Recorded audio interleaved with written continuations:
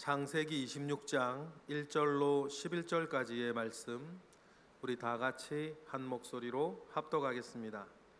아브라함 때에 첫 흉년이 들었더니 그 땅에 또 흉년이 들매 이삭이 그랄로 가서 블레셋 왕 아비멜렉에게 이르렀더니 여호와께서 이삭에게 나타나 이르시되 애굽으로 내려가지 말고 내가 내게 지시하는 땅에 거주하라.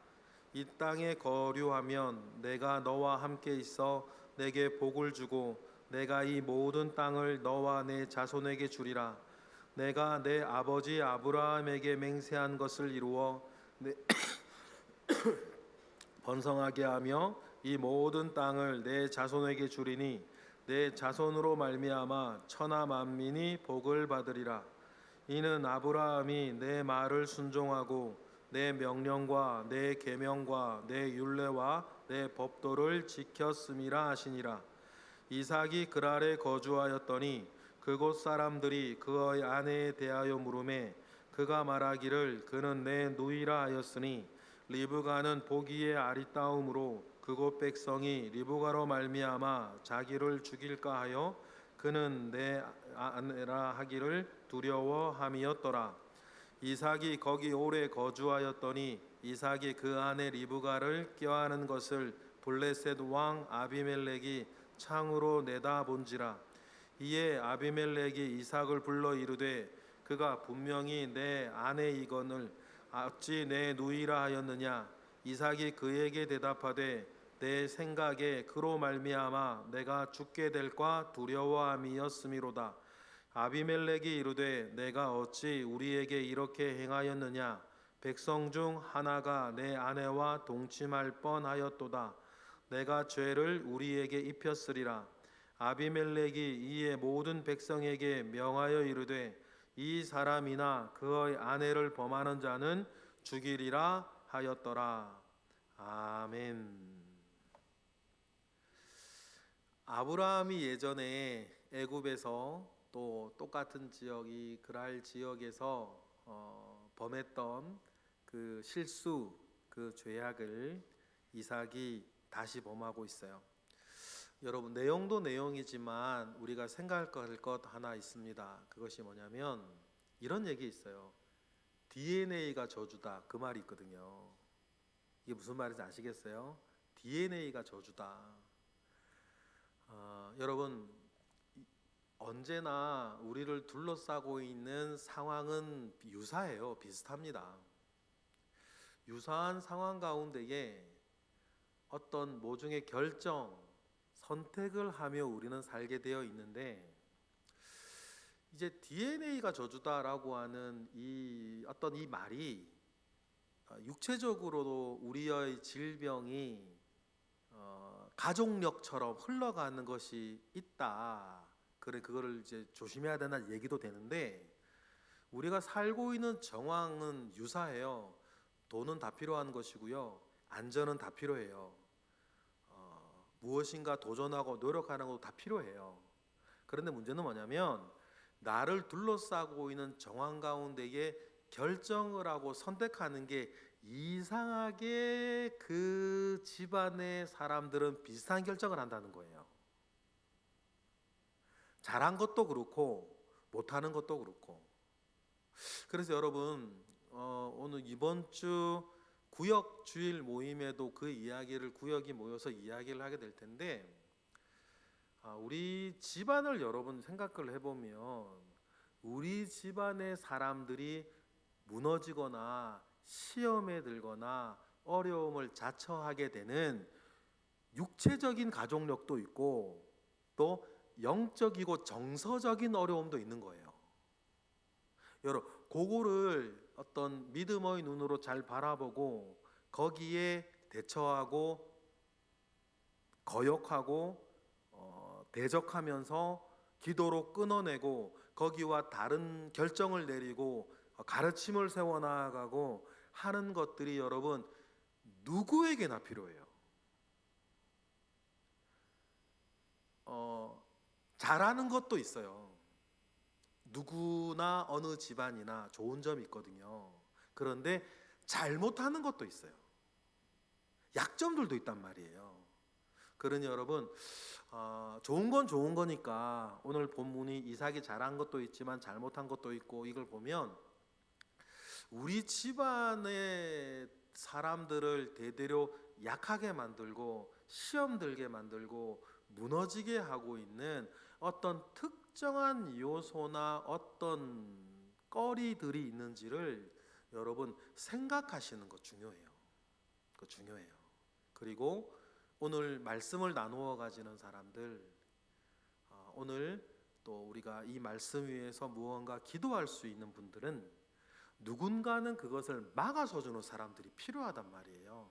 성 무너진 곳에 서서 그것을 막아주는 사람들이 필요해요. 하나님은 그러시잖아요. 내가 성 무너진 데를 막아서는 사람을 찾았으나 너희 중에 찾지 못하고, 너희 중에 막아서줘야 할 선지자들은 사막의 여우 같은 자들이라, 좋은 곳 재밌는 곳 찾아다닐 줄은 알아도 성 무너진 것을 막아서지는 않는 사람들을 보면서 하나님은 안타까워하신단 말이에요. 이 유다도 무너질 때 유다의 그 이야기를 보면서 내 개인이나 우리 남편이나 아내나 자녀나 부모나 조손이나 이런 어떤 일들 속에서 우리 집안은 어떤 것인지에 대하여서 여러분 생각하고 고민하고 기도하는 시간을 오늘 본문을 통해 가지셔야 돼요. 아브라함 이야기로 넘어가면 아브라함의 집안에 있는 몇 가지 약점들이 있어요. 다윗 집안에도 그런 거 있거든요.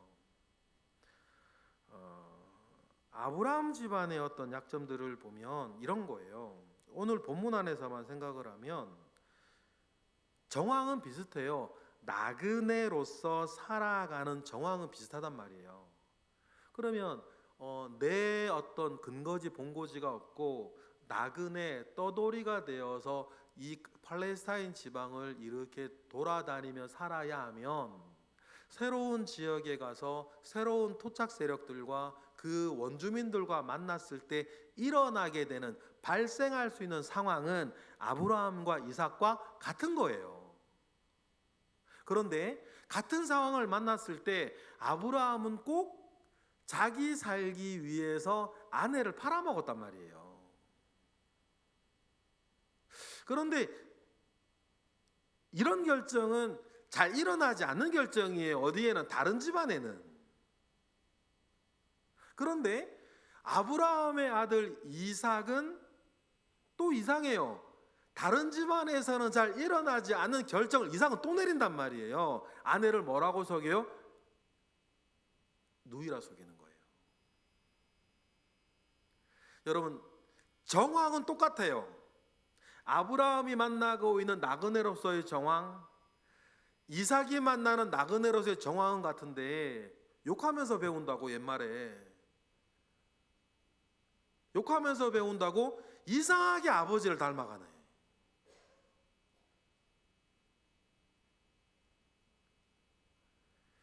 어쨌든 그 이야기의 시작은 아브라함과 같았어요. 흉년 같은 경우에요. 흉년도 여러분 없으면 좋겠지만 흉년은 오면 또 온단 말이에요. 그죠? 1절 읽어보겠습니다. 시작. 아브라함이 첫 흉년이 들었더니 그 땅에 또 흉년이 들어 이삭이 그랄로 가서 블레셋 왕 아비멜렉에게 이르렀어요. 이삭의 인생의 특징이 몇 가지가 있는데요. 이삭의 인생의 몇 가지 특징 중에 하나가 뭐냐면, 아브라함도 야곱도 요셉도 그렇게 하지 못했는데 이삭은 단 한 번도 약속의 땅을 벗어난 적이 없어요. 이건 이삭이 가진 좋은 점이에요. 아브라함도 벗어난 적이 있죠. 가뭄이 들어가지고요, 애굽 땅을 간 적이 있거든요. 애굽 땅은 가뭄이 들어도 뭐라 그럴까, 되게 가뭄에 강한 지역이에요. 애굽은 어떤 비에 의존하는 논밭이 아니고 나일강을 의존하는 땅이거든요. 물론 비가 안 오면 나일강도 마르고 하는 것이 있겠지만 수천 년 동안 나일강에는 이제 쌓아놓은 퇴적 양분들이 있기 때문에 비가 좀 이렇게 덜 와도 나일강 유역은 버틸 수 있어요. 그래 가뭄이 들면 사람들은 대부분 어려움을 고사하고서라도 애굽 땅 나일강 유역으로 가기가 쉽죠. 그런데 1절에 보면 이삭은 애굽까지는 가지 않았는데 애굽까지 갈 마음이 있었던 것 같고 중간에 그랄이라고 하는 지역에 머물러요. 아브라함도 여기였거든요. 아비멜렉이라는 사람이 또 나옵니다. 아비멜렉은 사람 이름이 아니라 그 지역을 다스리는 왕 직책이 아비멜렉이에요. 바로, 애굽의 바로가 사람 이름이 아니라 애굽을 다스리는 직책을 바로, 파라오라고 하는 것처럼 이 지역을 다스리는 사람은 내 아버지가 왕이다 라고 하는 그 뜻의 아비멜렉이었어요. 그런데 좀 다른 게 뭐냐면 아브라함이 만난 아비멜렉은 그랄 왕이라고 나오고 이삭이 나온 아비멜렉은 블레셋 왕이라고 나와요. 이 블레셋 사람들은 에게 문명, 쉽게 얘기하면 그리스 문명 사람들인데 어떤 이유에서건 그리스 지역에서 정쟁에서 밀려난 사람들이 지중해 연안에 퍼져가면서 살았거든요. 그러면 어느 거기서 그리스 본토나 거기에서 밀려난 사람이 선진 문명을 들고 지중해 연안에 이제 떠나서 살다가 정착을 하게 되는데 그 정착한 사람들 중에서 이 팔레스타인 지역으로 이때도 온 사람이 있겠죠. 전쟁에서 져서 쫓겨날 수도 있고 형제 중에서 다른 형제가 왕이 되면 다른 형제가 좋은 마음으로 자기가 그 땅에 있으면 왕권이 안정되어지는데 어떻게 하든지 위험 요소가 되니까 본인이 떠나주는 경우도 있고 여러 가지 이유들이 있어요. 그러니까 블레셋 그 사람들을 블레셋 사람들이라고 부르는데 그 블레셋 사람들이 와서 이 땅을 차지하고 아비멜렉이라고 하는 이름을 가져간 거예요. 그리고 2절로 보면 애굽까지 가지는 않았지만 이삭에게도 애굽까지 갈까라고 하는 마음이 있었던 것 같아요. 그러니까 하나님이 2절로 스톱시키시죠. 2절 읽어볼까요? 시작. 여호와께서 이삭에게 나타나 이르시되 애굽으로 내려가지 말고 내가 너에게 지시하는 땅에 거주하라고 하나님 딱 막아주세요. 그리고는 3절, 4절, 5절에 이야기를 해주시는데 3절, 4절, 5절의 이 이야기는요 이삭도 이미 알고 있는 이야기예요. 이삭도 이미 알고 있는 이야기일 텐데 중요한 건 이거예요. 여태까지는 이삭이 들은 얘기, 하나님으로부터 직접 들은 이야기가 아니라 아버지를 통해 들은 얘기. 여러분 우리 집도 마찬가지죠. 아버지들이 이렇게 있으면 옛날 일부터 또 얘기하고 또 얘기하고 또 얘기하고 또 얘기하고 연세 드시면 옛날 얘기를 더 많이 자주 반복하는 건 사람의 본성 같아요. 그러니까 아브라함도 역시 이삭과 함께 있는 자리에서 옛날 얘기 또 얘기하고 옛날 얘기 또 얘기하는데 그것이요 좋은 점이 신앙적으로 뭐가 있냐면 그 이야기가 신앙적인 이야기면 아브라함에게 역사하셨던 하나님에 대한 기억, 또 아브라함도 가지고 있을 태초에 대한 기억, 태초의 천지창조로부터의 기약이 글자가 없고 모세가 모세오경을 짓기 전에는 어떻게 전해졌겠어요? 아버지가 아들에게 밤마다 해주는 이야기로 전해지는 거예요. 그걸 구전신앙이라 그래요. 구전. 그러니까 모세가 천지창조를 알겠죠. 그러니까 모세가 노아 이야기를 알 거 아니에요. 그 당시는 뭐 TV가 있어, 핸드폰이 있어, 인터넷이 있어, 신문이 있어. 저녁에 모이면 할 수 있는 건 아버지 얘기 듣는 것밖에 없는 거예요. 그러니까 아버지를 통해서 이삭이 어떻게 알았을까요? 아버지가 어머니 사라를 누이라고 속였던 이야기. 이삭이 어떻게 알았을까? 아버지가 해줘서 알았지. 그렇게 전해지는 거예요. 그러니까 우리도 좀 전에 말했던 것처럼 우리도 집안에서 아버지나 할아버지들이 옛날 일 자꾸 얘기해 주잖아요. 똑같은 거예요. 사람은 다 똑같은 거니까. 그런데 중요한 건 그 반복되는 이야기 가운데에 신앙 얘기도 있었고, 그러면 3절부터 5절의 이야기는 이삭의 입장에서는 아버지에게 들은 이야기지 하나님이 자기에게 직접 해준 얘기는 아닌 거예요. 다시 말해 이게 무슨 말이냐면 아브라함의 언약이지 자기의 언약은 아닌 거예요. 그래서 여러분, 하나님께는 손자가 없다 이 얘기 제가 가끔 드리죠. 하나님께는 손자 없어요. 하나님께는 아들만 있지. 그러면 우리가 기도하고 노력하지만 여러분의 자녀와 여러분의 손주들은요, 여러분을 건너뛰고 하나님과 예수 그리스도를 직접 만나야 되는 거예요. 그렇죠? 내가 해주는 이야기 말고 내가 이야기해주는 이야기를 발판으로 해서라도, 또 교회의 다른 어떤 교회의 사역을 통해서라도, 하나님께는 손자 없습니다. 하나님께 아들만 있어요. 그러니까 그 친구들이 직접 하나님을 언젠가 만나야 되는 거야. 직접 예수 그리스도를 인격적으로 만나야 되는 거예요. 그래야 모든 이야기가 진짜 시작돼요. 그죠? 오늘 이삭에 그런 일이 벌어지는 거예요. 여태까지는 어떤 하나님, 아버지로부터 들은 하나님. 그런데 이 그랄지약에서 하나님을 직접 만나요. 그리고 하나님께서 3절 4절의 이야기를 해주시죠. 읽어보겠습니다. 시작. 이 땅에 거류하면 내가 너와 함께 있어 내게 복을 주고 내가 이 모든 땅을 너와 내 자손에게 주리라. 내가 내 아버지 아브라함에게 맹세한 것을 이루어 내 자손을 하늘의 별과 같이 번성하게 하며 이 모든 땅을 내 자손에게 주리니 내 자손으로 말미암아 천하 만민이 복을 받을 것이라는 것을 하나님이 지금 누구에게 해준다? 이삭에게 해주는 거예요. 하나님이 직접. 이게 중요하다. 이제 이 이야기로부터 아브라함의 언약은 누구의 언약이 되는 거예요? 이삭의 언약이 되는 거예요. 그리고 이삭의 언약이 됐어요. 그러니까 성경에 굉장히 많이 나오는 표현, 나는 아브라함의 하나님이요 이삭의 하나님이요 야고보의 하나님이라. 이삭의 하나님이 되어지는 순간이 바로 이 순간인 거예요. 그런데 이 언약은 왜 생겨나게 되었는지 하나님께서 이삭에게 5절처럼 설명해 주세요. 5절 읽어보겠습니다. 시작. 이는 아브라함이 내 말에 순종하고 내 명령과 내 계명과 내 율례와 내 법도를 지켰음이라 하시니라.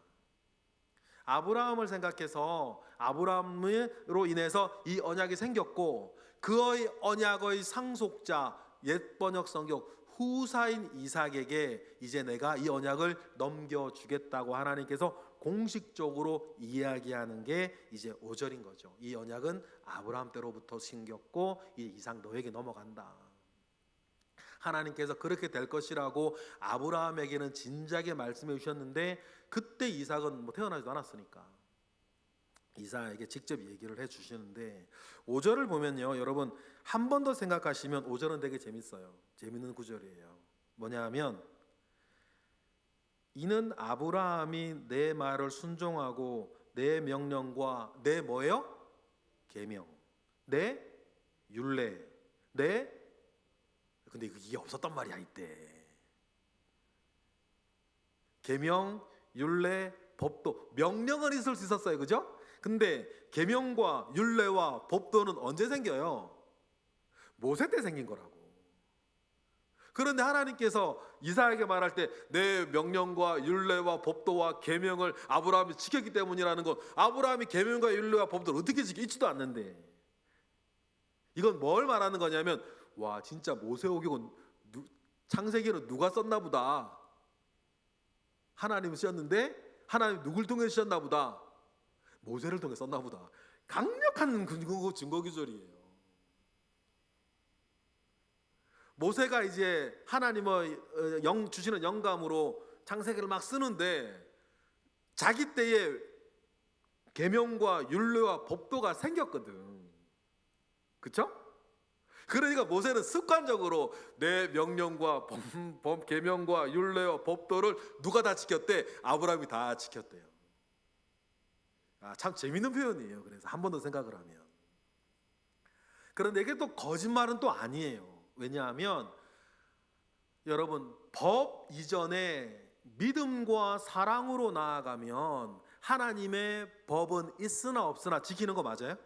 지켜지겠죠. 예수님께서 그래서 그 말씀을 하시는 거예요. 모세가 법을 만들고 이스라엘이 1500년가량 그 말씀 속에 살다 보니까 예수님 시대 때 가면 법 조문만 있고 법을 지키면서 이루기를 원하는 하나님의 정신은 사라져 버렸어. 그래서 이 바리새인들이 그렇게 욕먹는 거 아니에요. 우리가 교회 오래 다닌 분들은 그거 조심하셔야 돼요. 어떤 습관이나 법은 남았는데 그 습관이나 법이 이루고자 하는 진짜는 살아 없어져 버리고 습관하고 법만 남아있는 거. 그래서 새벽 기도하면서 남욕하고, 무슨 말인지 아시겠어요? 예배 드리면서 예배 안 드리는 분 업신여기고, 큐티하면서 아유 김 집사는 이래서 안 돼 그러고 앉아있고. 그러니까 기도나 예배나 말씀이 우리에게 끌고 가고자 하는 목적지는 있는데 그 목적지는 잃어버렸고 그냥 이 법조문만 들고 있어가지고 다른 사람 다 죽였던 사람들이 누구였어요? 예수님 시대 때 바리새인들이었거든. 그러니까 예수님께서 그러한 세태에 있는 당시의 유대교를 역전시켜서 어쩌면 다시 믿음으로 돌아가는, 믿음으로 의롭게 되었느니라. 누가 제일 처음 들었어요? 그 얘기를 아브라함이 제일 처음 들었거든. 그래서 하나님께서는 그 유대교, 그냥 썩어 말라져 있는 유대교를 다시 아브라함 때로 되돌리신 분이 어떻게 보면 누구예요? 예수님이신 거예요. 그러니 오늘 모슬 본문을 보면 계명과 율례와 법도가 없었지만 아브라함은 하나님을 사랑하고 하나님에 대한 믿음으로 없는 계명과 율례와 법들을 이미 더 초월해서 지키고 있는, 우리도 계명과 율례와 법도 우리가 알고 있지만 예수 그리스도를 향한 믿음과 은혜 안에서 그를 초월해서 지키고 있는 그런 사람이 우리가 되어야 될 것 아니겠습니까? 그게 육적 이스라엘이 영적 이스라엘로 바뀌어지게 만들었던 예수님의 목적은 그거니까. 그러니까 5절 말씀은 한 절 말씀이지만 되게 중요해요. 그리고 이 말씀을 제일 처음 읽는 사람들은 누구예요? 이 창세기의 말씀을 제일 처음 읽고 듣는 사람들은 누구냐면 광야를 떠돌고 있는 이스라엘 사람들인 거예요. 지금 그걸 잊으시면 안 돼요. 창세기의 첫 번째 독자는 누구다? 광야 40년을 돌고 있는 이스라엘 사람들인 거예요. 그런 사람들한테 이 내용은, 그래 우리가 어디로 가야만 하는 이유, 가나안 땅으로 가야만 하는 이유가 되는 거예요. 신명기, 모세가 죽기 전에서 신명기에 보니까 3장 5절에 읽어볼까요? 나가시 시작. 그 모든 성읍이 높은 성벽으로 둘러있고 문과 빗장에서 견고하며 그 성벽에 고울이 심이 많았다. 이 내용을 제가 잘못 적어드린 것 같은데 6절 한번 떼어줘 보실래요? 예, 이건 제가 잘못 적어드린 것 같아요. 내가 저녁 때는 교정해 드릴게요. 이제 이 모든 내용들이 뭐냐면 우리가 가나안 땅에 마음의 할례를 받아 가나안 땅에 들어가야 되는 이유인 거예요. 들어가야 되는 이유. 그런데 중요한 게 다음 6절에 나와요. 이 땅에 네가 거류하면 내가 아브라함에게 주었던 이 언약을 이상 너에게 줄 것인데 너도 아브라함처럼 명령과 계명과 율례와 법도를 다 지키면 아브라함에게 있던 언약이 이상 너에게로 어떻게 될 거다? 완전히 옮겨져 갈 거다라고 했는데 이 역시 아브라함의 장점이자 아브라함에게로부터 물려받은 이삭의 장점. 6절 어떻게 돼요? 다 같이 시작. 이삭이 그 아래 거주하는 거예요. 하나님의 말씀을 믿고 순종해 버리는 거예요. 아브라함의 장점이 그거였죠. 누구나 어느 집안이나 장단점은 같이 있지 않습니까? 그런데 아브라함 집안의 어떤 단점이라고 하면 불안 코드와 염려 코드. 미리 불안해하고 미리 염려하여서 자기가 인간적인 대책을 미리 세워버려. 그런 사람들이 있거든요. 그런 분들이 있어요. 그러니까 미리 자기가 먼저 불안하고 먼저 염려해서 인간적인 대책을 자꾸 세워. 그래서 이스마엘로 태어났고 사라는 자꾸만 다른 남자한테 팔려가고 말이에요. 그런 게 아브라함 집안의 약점이라면 아브라함 집안의 또 장점은 뭐냐면 하나님이 말씀하시면 즉각 순종하는 거예요. 이삭도 인간적인 계산을 하면 그랄에 머무르는 것보단 애굽으로 가는 게 더 안전할 수 있죠. 애굽에는 비가 안 와도 뭐가 있으니까? 나일강이 있으니까. 애굽으로 가면 훨씬 유리할 수 있지만 6절에 이렇게 보면 그냥 순종하는 거예요. 그러니까 이것이 많은 약점들 가운데에서도 아브라함이 스스로를 지킬 수 있었던 방법.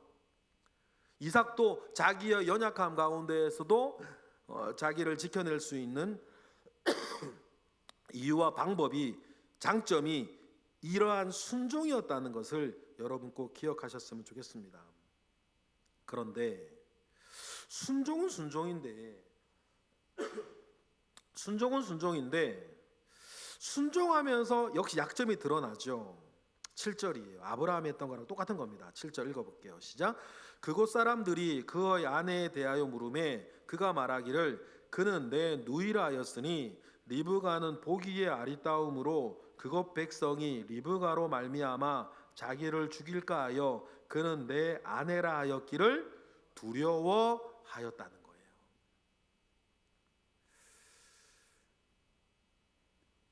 주변의 사람들이 자기를 죽일지 안 죽일지는 몰라요.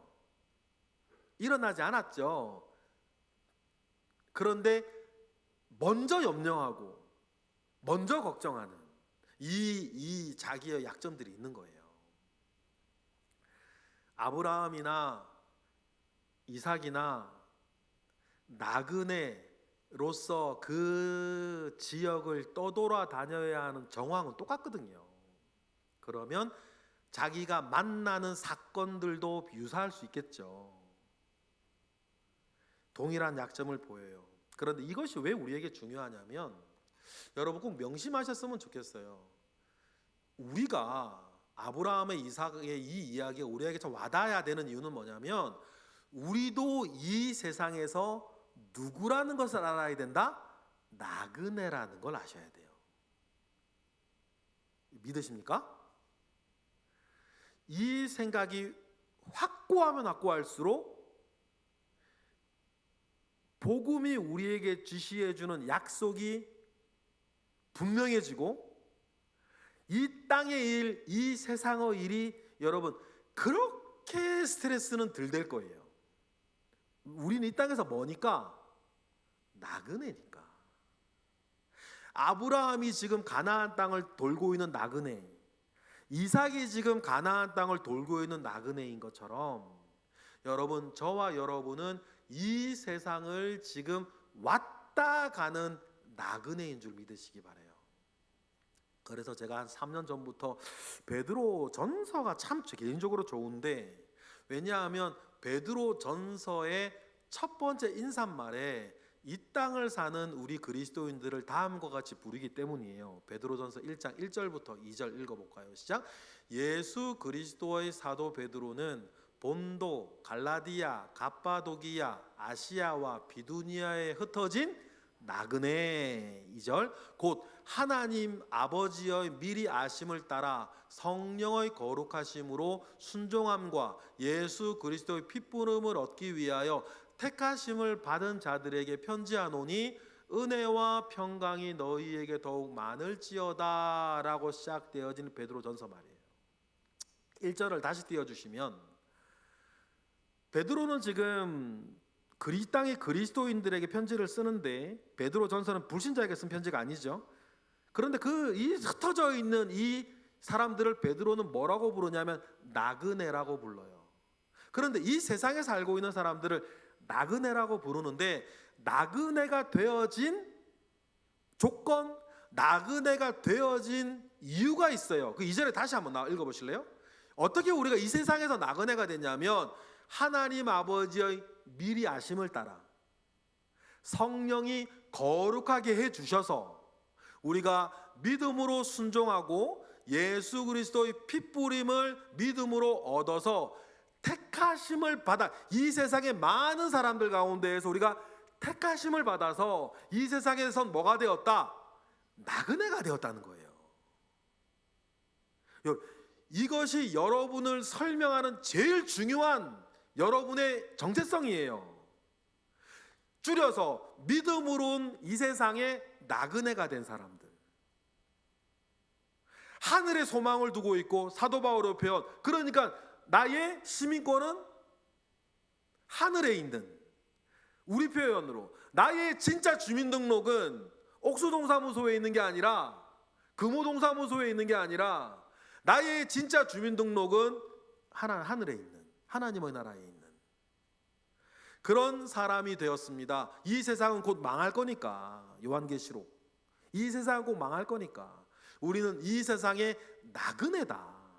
그런데 베드로전서를 보면 이 세상의 나그네로 살아가는 사람들한테는 이 세상에서 내가 나그네이기 때문에 두 가지를 꼭 가지고 살아야 된다. 첫 번째, 착한 행실. 베드로전서 1장 11절 12절 보실까요?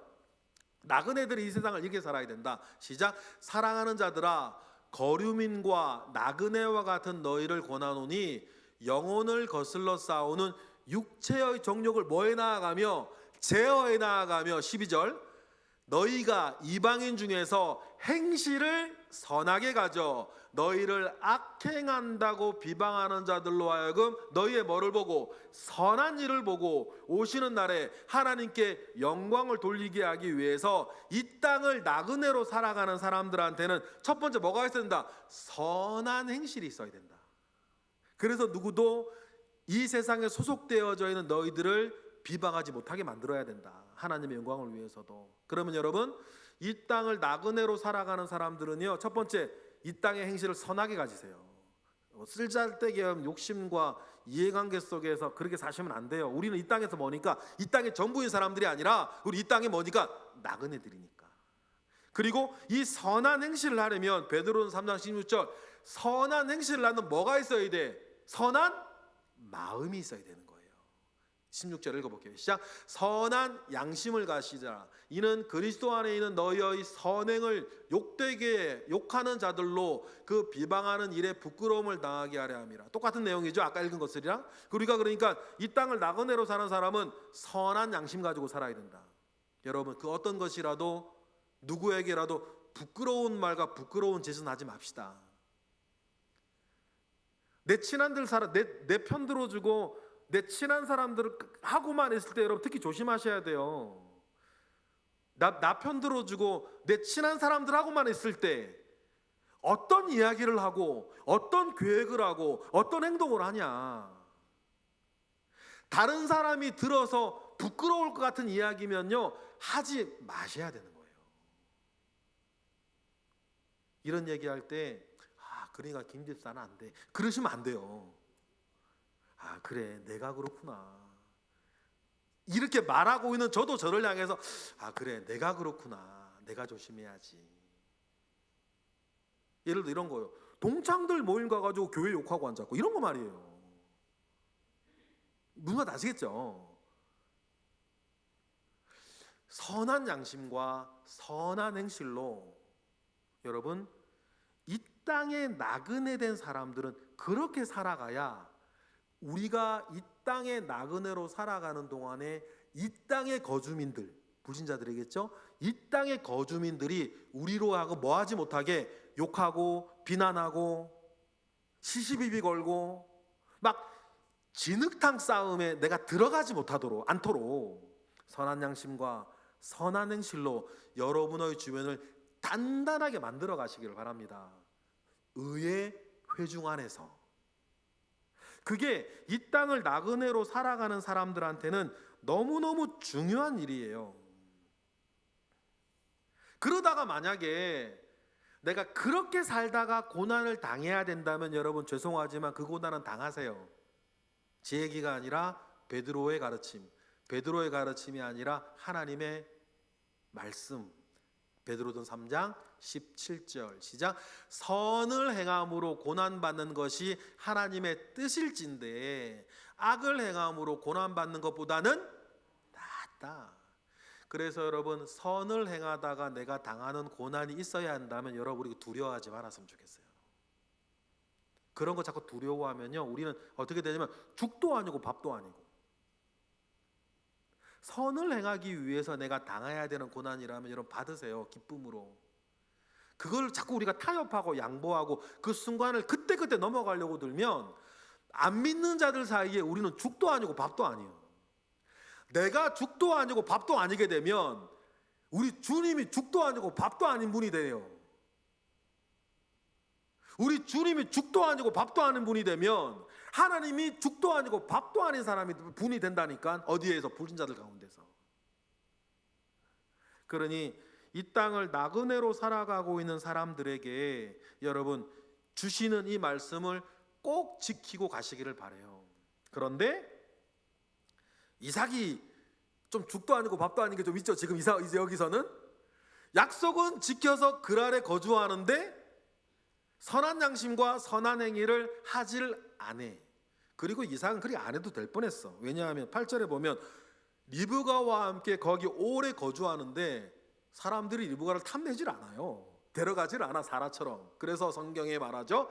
유대인 전통에서도 성경에 나오는 최고 미인 3명, 그 중에 1번이 사라인데 리브가는 없어 거기.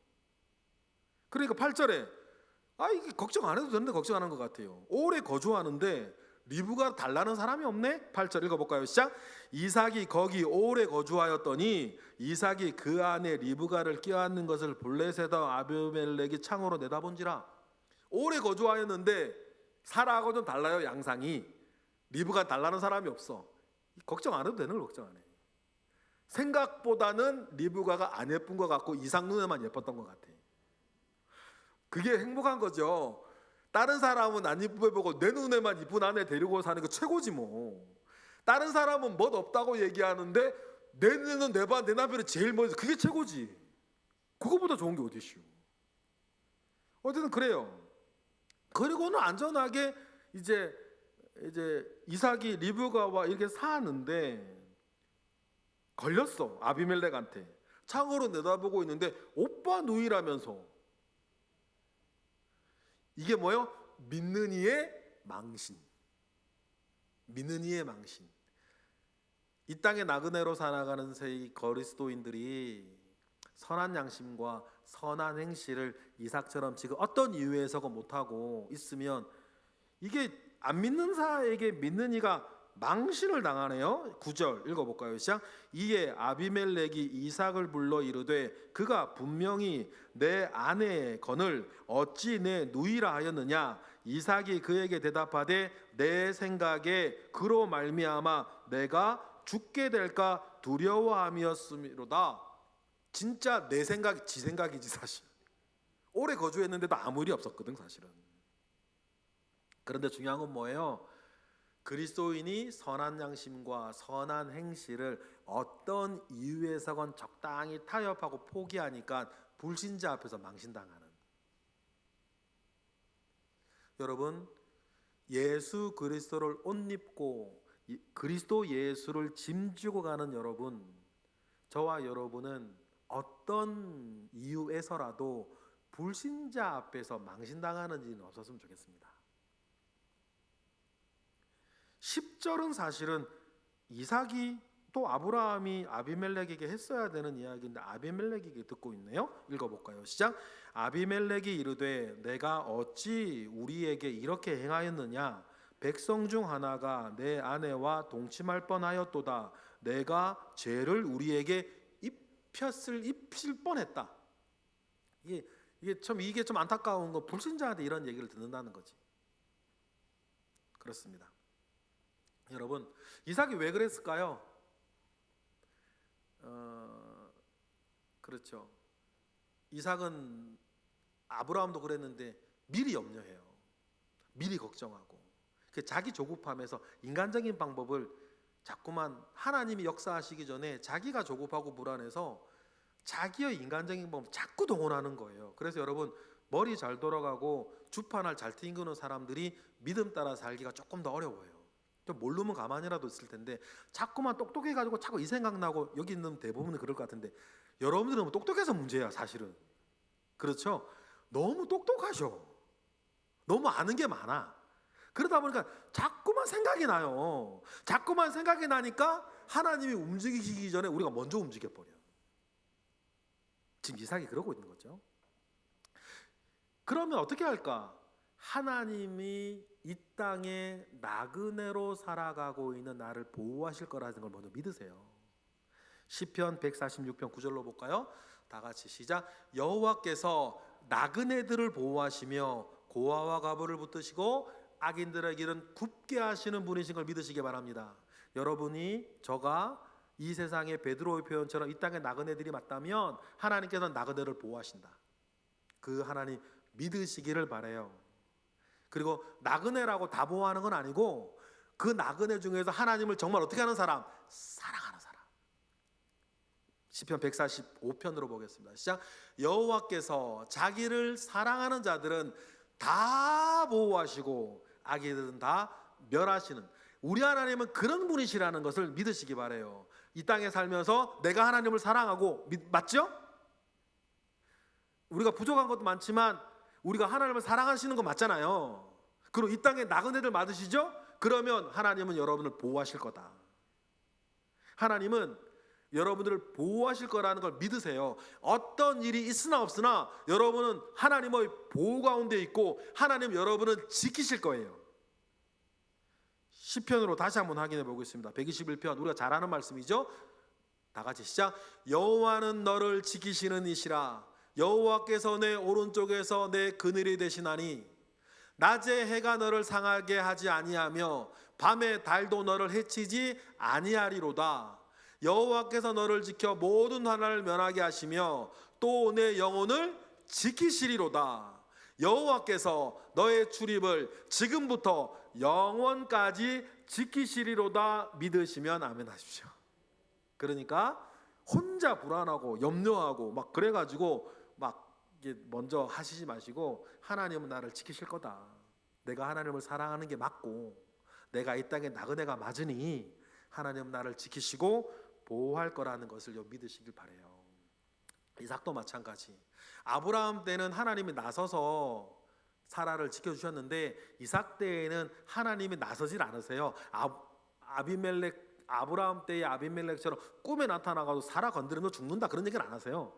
내버려 두니까 알아서 일이 돌아가. 11절 읽어볼까요? 시작. 아비멜렉이 이에 모든 백성에게 명하여 이르되 이 사람이나 그 아내를 범하는 자는 죽이리라고 결정하는 거예요. 하나님의 보호가 누구를 통해서? 아비멜렉을 통해서. 여러분, 여러분의 삶도 이렇게 될 겁니다. 믿으시죠? 그러니까 너무 염려하지 마세요. 너무 걱정하지 않으셔도 돼요. 그 일 돼도 되고 안 돼도 돼. 맞습니까? 있어도 되고 없어도 돼요. 하나님이 여러분을 지키시고 보호하실 것이니까 우리는 이 땅의 나그네로 믿음의 길만 온전히 걸어가면 됩니다. 기도하겠습니다. 할렐루야. 하나님 감사와 영광을 올려드립니다. 크신 은혜 가운데에 함께 하시옵소서. 예수 그리스도의 이름으로 감사하며 기도드렸나이다. 아멘.